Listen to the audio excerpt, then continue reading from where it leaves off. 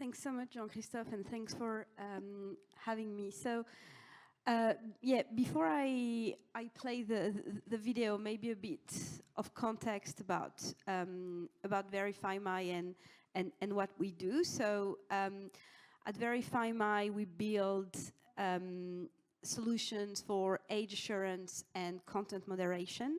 So we've started in 2019 in the age assurance space, originally for e-commerce site for age-restricted products. And then we expanded, and we've worked with more industries within the age assurance space.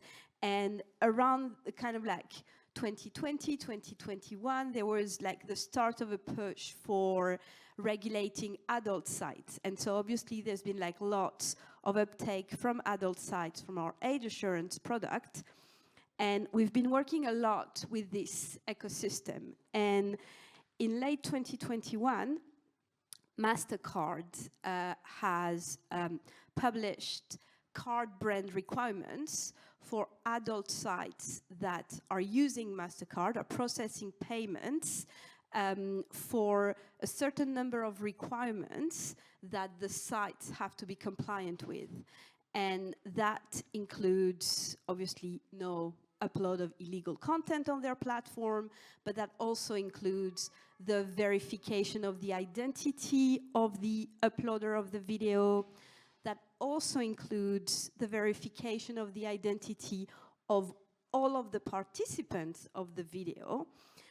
And that also includes the consent of the participants. I'll come back to it. And there are also like lots of other things, including reporting mechanism, complaints mechanism, dashboard, etc. And so at the end of 2021, early 2022, we've built this sort of like end-to-end solution so that adult sites can be compliant with the MasterCard brand requirements and like embedded in their site, and they can do like the full like ID verification, consent management, report mechanism, etc. What's interesting is that when you look at actually what does that mean to manage consent, we've been working and talking a lot to MasterCard to understand that. And we've developed actually also a technology that can scan the faces in the video. And and I'll show you the video in a minute, but basically when the content is uploaded, if there are like more faces in the content than the number of people that have been declared being in the content, the video is blocked, and we say, you've given consent for like 3 people, but actually we see 5 faces in the video. And obviously there's like the whole like detecting like CSAM and everything, which is a separate point. But maybe before I go further, I might just show you the video so that you can see like actually how the tool works. I don't know if because there's some sound on the video, but... So pour la technique, on va faire la vidéo avec le son. Donc normalement, ils sont prêts à monter le son. We'll see. Should I click play? Yeah, I think now.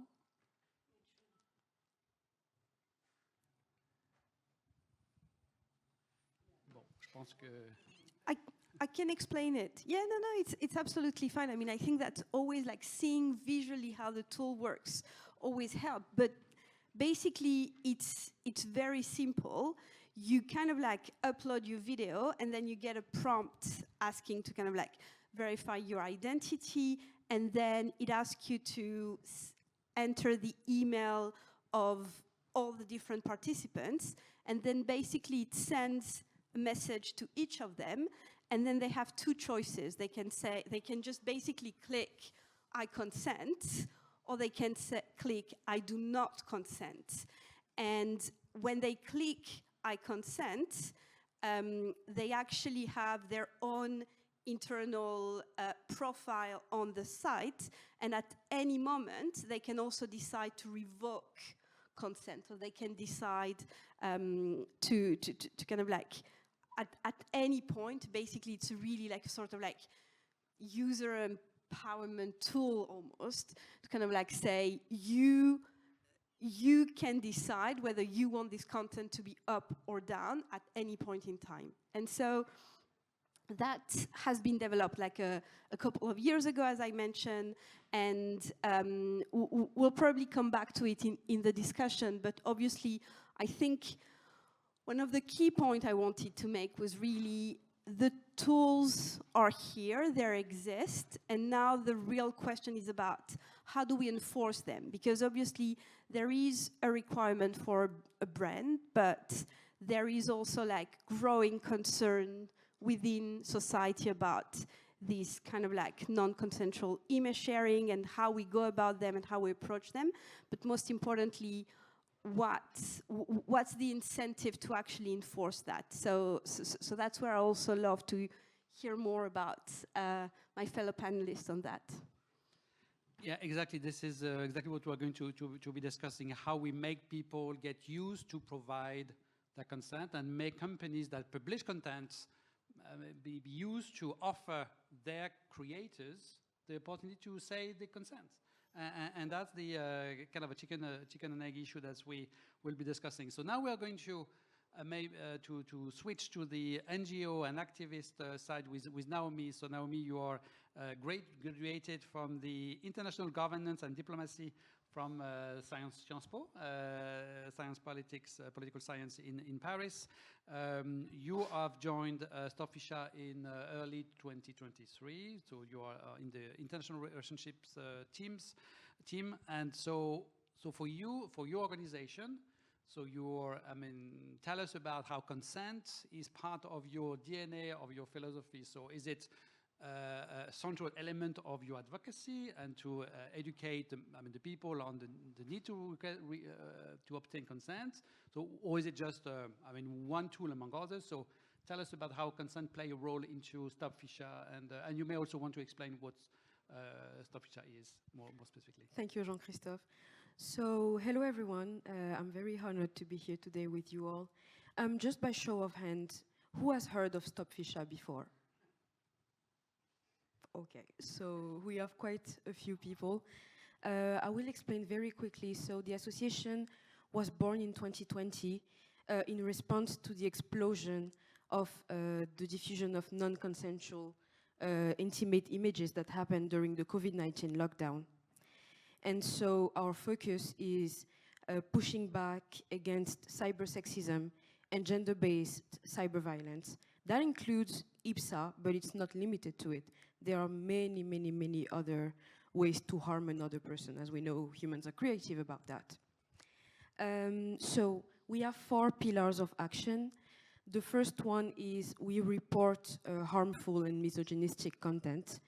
The second one is we raise awareness at every level we can. The third one is we accompany victims legally and psychologically. And lastly, we exert pressure and we advocate at the national, European, and international level. So that's particularly the role of the international relations team, which I am a part of. So as you can understand, consent is at the very center of our very existence. It's who we are, it's what we do, it's why we exist.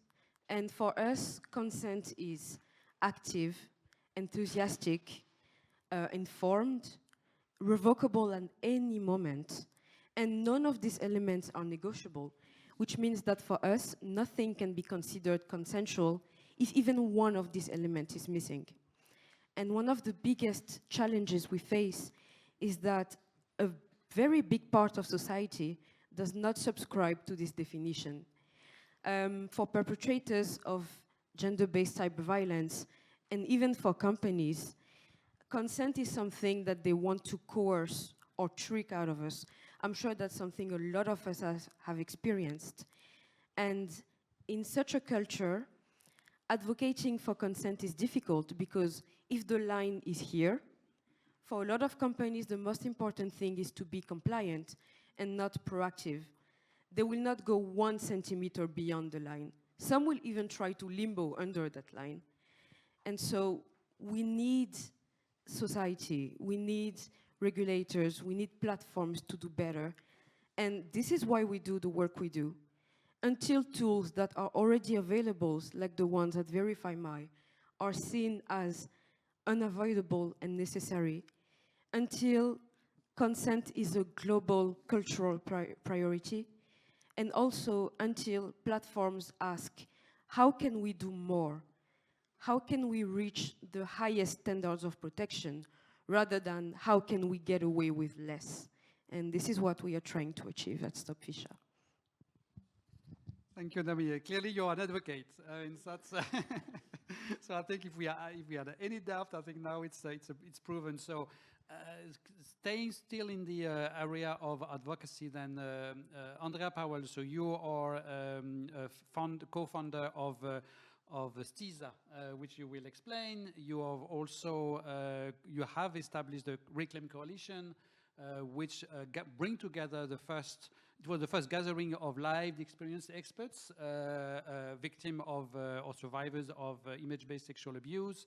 You have also been, you have a long career in protecting victims of sex trafficking, so which also, I mean, equipped you for the work you do now today.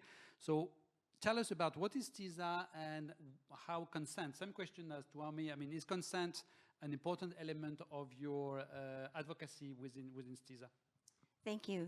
So I'll start with STISA, and then I'm going to take you, I'm currently based in California, so I'm going to take you on a journey to help you manifest the concept of consent in this space. But I do come from a background of counter-trafficking, working directly with survivors, which led me to see a different landscape of what happens when online sexual violence is allowed to exist online long after the victim or survivor wants it taken down. And this includes real life harms such as being re-kidnapped back into trafficking when traffickers see you on the street. And it includes a whole host of other harms in terms of being able to find employment, housing. But we'll walk into that a little bit later. So what is STISA?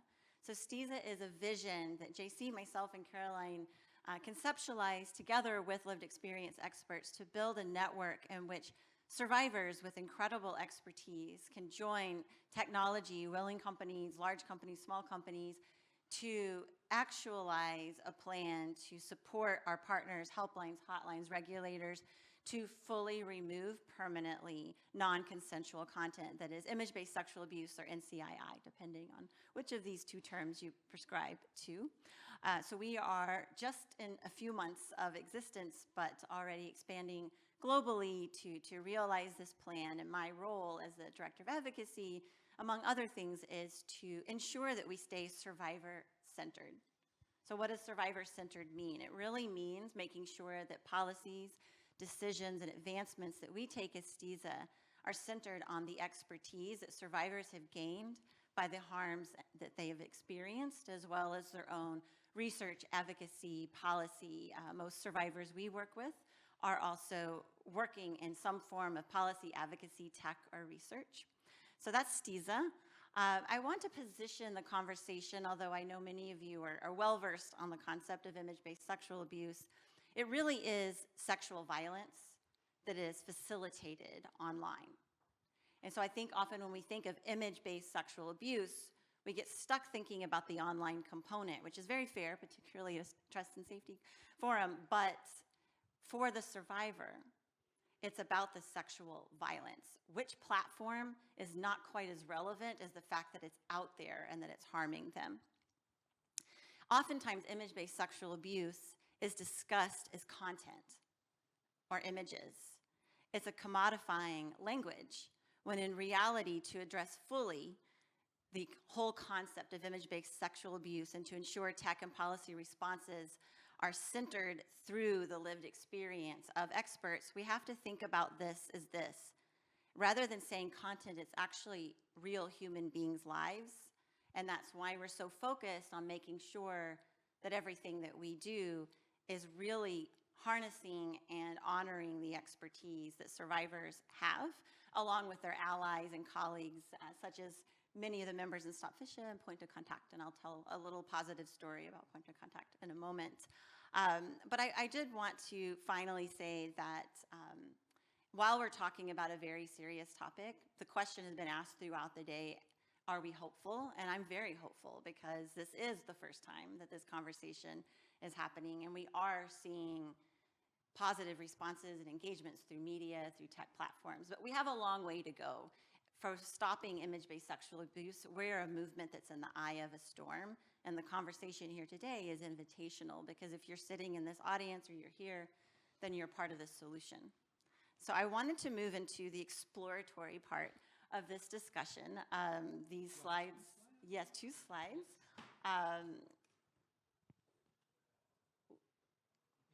Yes, so I'm going to have to stand up because I cannot see this. And I made it yesterday, so I haven't memorized it yet. But here we go. Okay, so I have 2 slides here. This is the unhappy slide. This is where consent is violated. And all sexual violence, be it online or offline, is centered around the consent of the individual, right? So we baseline that. So here are some ways in which consent can be violated. Content created without consent, including synthetically altered sexual digital forgeries. Content is stored either online or by other means, such as offline files, email, groups. Content's created and shared consensually, but not meant for wider publication. Content shared on a specific platform or other means, but now the consent has been revoked.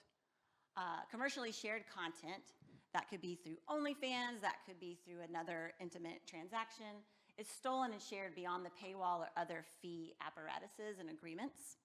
So I'm going to tell a little bit of a story and then move to the next slide. So, and both of these individuals I'm sharing about cases are public, and I have permission to do so. This is the case of Matthew Herrick versus Grindr. So Matthew Herrick was in New York trying to be an actor, met a guy online, they dated for a few months, he was giving him ick vibes, as he said, and so he cut it off, as one does. And this individual went on to make over 1,000 date rape fantasy ads, ads that indicated that Matthew was in the KKK, he's not, that he could facilitate drug exchanges, he won't, and that he would like to have violent sexual intercourse with anyone who comes to his home or his office, which were both publicly made available through doxing. He had 1,400 men attempt to sexually assault him, and the more he screamed, the more they thought it was part of the game.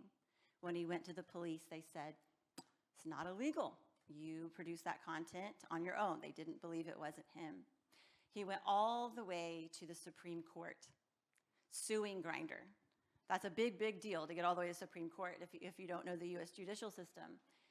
They denied his request, and to this day, his content remains on Grindr. And so that is, to me, a perfect example of his attempts to get the content down, his attempt to take content that had been previously shared commercially off of places that he had not allowed it to be. So it's not about the sexualization of the content for him, it was how it was used and how it was placed. And I think that's important as we're centering and looking at platforms and websites to think about that consent-centric landscape, because when we think of it that way, we don't have to bother with the, all the talk about sex work or all the talk about whether or not that person did something here and there and here and there. It's just boom, consent or not. So let's move on to the next slide. Thank you so much for that. She was not nominated. She volunteered or was voluntold. You decide. Consent. Yeah, oh, excellent. She consented to that. So elements of consent. So we're going to walk through this slide and tell another story. Elements of consent. Affirmative consent. Hello. For the creation, storage, and publication of one's likeness or image. Ability to revoke consent at any time.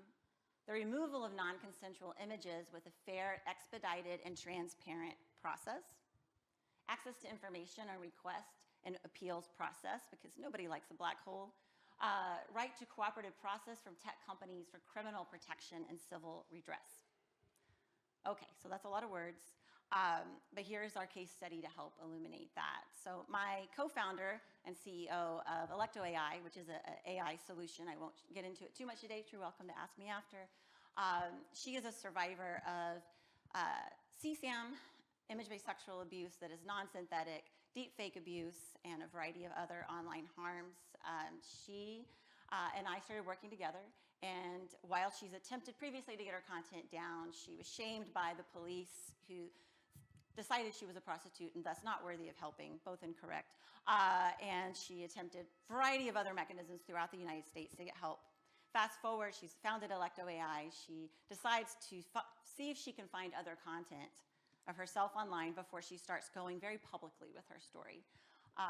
Through a colleague and partner through the Revenge Porn Helpline in the UK, we found 852 URLs of new abuse content of Breeze. She was devastated. She did not feel capable of looking at the content. A friend attempted to, made it through a few URLs and said, I can't do this either. She tried to use Stop INCYBER, but it was too difficult for her. Being US based, there was barriers for her, so she went to an adult hotline that said they could not help her because, unfortunately, some of this content was when she was a minor. She went to a hotline that provides services to minors, and they said, unfortunately, they cannot help her because some of her content was made when she was an adult. Both are accurate responses and legal responses.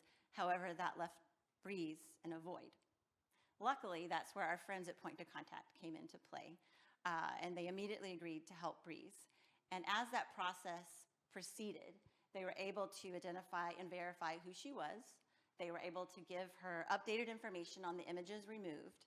And while there were some glitches with one particular media outlet in particular, ultimately, most of her content, save for a few weird websites in Russia, was all removed.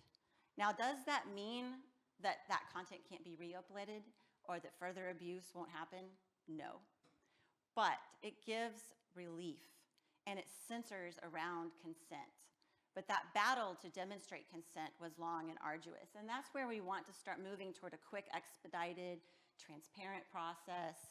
And that's where survivors come into the conversation to say, this has been my experience, and here's where we can make differences, and here's where we can have allyship. Because as my colleague will say, I mean, technology itself is not the problem, it's us humans. And we really have a responsibility to shift from the problem to the solution, and I think we're in a really well-positioned place to make those advances. Thank you, Andrea. I will now give the floor to Lina, because I think what we hear from today, and I want to really understand from you, Lina, is so you provide a solution that enables people, content creators, to manage their consents. And so you would think, well, that sounds pretty obvious. I mean, that's if you publish a content, you should, I mean, you would want that to prove that you have provided your consent, especially for content that can be intimate. So, but it seems that in reality, the response you got from the ecosystem or the other place was not that, I mean, positive, welcoming. So can you just re-explain so the response you got so far when you have this solution, which is very, very practical, very easy to understand, but then it seems that the adoption by industry is not that straightforward. So is it the case, and do you have an explanation why this is so, I mean, difficult? Yeah, no, that's exactly right, Jean-Christophe, and I think it's a two-step. First, usually what we hear is that it's not possible, it doesn't exist, we can't actually do it. But quickly, and I mean, I couldn't show the video, but when we show the tool, they're like, okay, so it does exist. But then the second step is, yeah, but it creates a lot of friction, right? Because obviously, it is a process. But the reality isn't that this type of harm doesn't deserve a bit of friction, right?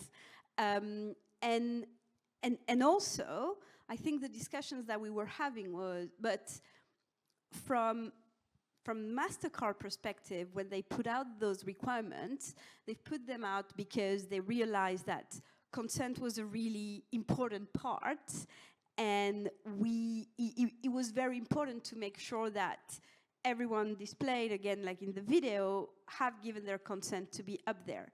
But the tricky part, which is everything that we've also heard today about any of this regulation, in how do you actually enforce it in practice? How does that actually work? And I think that the discussions we're having with the platforms are, yeah, it's a very interesting tool, but actually, I don't really feel obliged to use it in the way it has been designed. I can find other way to get consent, because obviously, like, when we worked on it, we tried to design it from a user perspective. And I think that's also really important, because when we've been thinking and working on all these different types of regulation, be it the DSA, the OSA, and others, like, I think ultimately what we're all trying to do is to protect users. But I think we've focused a lot on platforms, and we've kind of like built these types of like framework around like system-based and process-based. And I think that potentially we forgot a bit about the actual user experience and what that actually means for them. And how we can create like more tools to kind of like empower them and put them back in control in what they see, how they see it. And consent is one part of it. And so what we're doing at the moment is trying to kind of like keep having these conversations about, I think that as a society we've kind of like realized how important that is, and it's part of like discussions. We know consent is important, but once we've said that, then what? How do we actually make it work? And that's why also like forums like this one and discussions like this one are really important, because I realized that like last year I gave evidence to the UK porn review that was commissioned by the government, and when I kind of like showed them the tool, they were like, oh, it actually exists, it's actually possible. And actually the findings of the report were published just a few weeks ago, and now it's in the hands of the government to actually decide and see how they're going to use those findings. But in there, they actually say like there is more that we can do to protect users online. And I think, yeah, you said something super important, is that we say we forgot about the users, and the we is, I think, a collective. I think collectively we have forgot, not the NGOs themselves. I think you were always having on the side of the users, but I think the ecosystem itself, I mean, in its diversity probably, I mean, certainly did. I would like to also to remind what was said in the previous session with, I think, by Flor, by Sina, by the regulator. And that was in 2025, I think for me was very refreshing to when you said that we need to engage or give trust in people to report. So that's giving again the value of reporting and making people report, because then it reports to the hotline, then the hotline can report to you, and then the whole system kind of is going to work again. So you talked about, Lina, about we forgot about the users, and certainly completely agree with you on this. And Naomi, you said something, I think, super important as well, which was said before by Lina, but it was interesting you had the same word, despite it was talking about different things. You said about consent is revocable. And that's a very important, but of course, if consent is revocable, it creates uncertainty for the people who have made the effort to collect the consent, or think they have done it, which may not be true, but whatever. Then what's the, and then you said consent must be or is revocable, which of course, I mean, the people on the other side may not agree with. And another thing you said is that you did mention the tool developed by Verify My and say, look, that you need this kind of tools to make consent, I mean, specific, I mean, like easy to understand. So can you elaborate on this? Because this is maybe where we have the point of junction between the NGO and civil society and the industry. So can you elaborate a little bit more on this? I think talking about uncertainty is not seeing the issue in a global way. There is some uncertainty about the fact that consent can be revoked, but that's just how it worked in real life. And we need to stop pretending as if the fact that people can say yes now and no later creates so many complications that we should stop asking or making sure that people can say yes only once. So it is completely possible to make sure that consent is revocable. And that's why I think tools like the ones at Verify My are super important, not only because they exist, but because they can be widespread. The only thing that's left is making sure that it's a priority, that people want to use them, that people feel like they need them, and that there is no other preferable alternative, because every other alternative is going to be harmful. And to conclude, and then if you have questions, just raise your hand before you have questions over there at the end. 2 questions. Okay, great. So, Andrea, so what would be the role of STISA? So STISA, you work with companies, potentially Verify My, you support NGOs on the hotlines like Point Contact, NGOs like potentially Stop Fisher. How do you see STISA as a global federation putting consent like as a prominent feature and educate the market, if I could say? So how do you see your role, practically speaking? So somewhat is what I'm doing it now, but I think that, you know, we as STISA really have a role to bring this community together, because as much as image-based sexual abuse operates as an organized ecosystem, we need to have an organized ecosystem to center survivors' experiences, but also consent by bringing together helplines and hotlines, because as the content is global and the abuse is global, we need the response to be global. And I think Breeze's example is really powerful because Point of Contact is a member, and many others. We're all working together. No one really could have done it on their own. And I think that that's a perfect example of what STISA can bring to the community, because up until now, to my knowledge, there really hasn't been a network to bring helplines and hotlines together in this unique way with technology from the founding force. So not an afterthought, not a promotional, but an integral partnership. Yeah, no, indeed, it sounds incredible, but there is no global coordination of helplines, hotline, NGOs, regulators who are dealing with image-based sexual abuse like sextortion, deepfakes.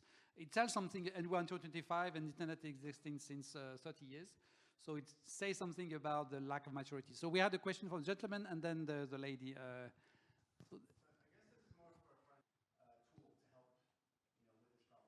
problem. So I lived in Germany for some time and very much admire Hate Aid. I believe they're Berlin-based. They're colleagues of ours, so they might have a bit more understanding on the regulation side. What I can say is that many survivors do talk about owning their own image. And that actually even includes, for example, a synthetically altered image, a deep fake abuse image that is not only abusing the face and the person who owns that face, but also the individual's body. So there's a lot of nuance there in thinking about what does ownership mean, particularly in the AI context. But I do hear from survivors that would be very helpful, but in terms of how that would harmonize with German law, I'm less familiar, and that might be, again, a question for our colleagues at Hate Aid.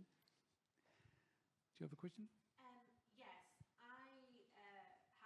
Yeah, no, that's a really interesting question, and that's actually why we need more guidance from the regulation. Like, we need more clear expectations from all parties, because at the moment the reality is that the tool is owned by its platform by platform, and again, like when I talk with my tech team, they're like, with the technology we can build anything, so just tell us what you want and we can build it. They are like that. And so when I'm working with them and trying also to understand like what are the regulatory requirements, but also trying to be a bit more like proactive and working with governments, regulator to think about what the next phase is, like what could that look like. That's a really good point. Like what's the moment in time when that stops? Is it actually a tool that should be on a platform, or is it something that each individual should own, like almost as we say about like age assurance, you own your age assurance on your device. Like, should we actually own our consent on our own device and find a way to kind of like use them. So I think it's really a case of like continuing this discussion with industry and having that conversation to understand like practically what could work. Okay, are we good? So if I summarize, so I mean, Verify My, you have the technology, but you need more users, you need more people to advocate for it. Naomi, you do have the people, but you need more technology that actually enable people to actually consent and revoke their consent, very essentially. And Stiza and Andrea for Stiza, I think you look for users to advocate for consent, you look for companies to have tools, and basically you want to connect everybody. Yeah, I'm a happy spider. Happy spider. So I think that's great. So thank you very much to our guests. This is the beginning of a discussion that will continue because there is an ecosystem that has to be developed and has been starting today, I would say.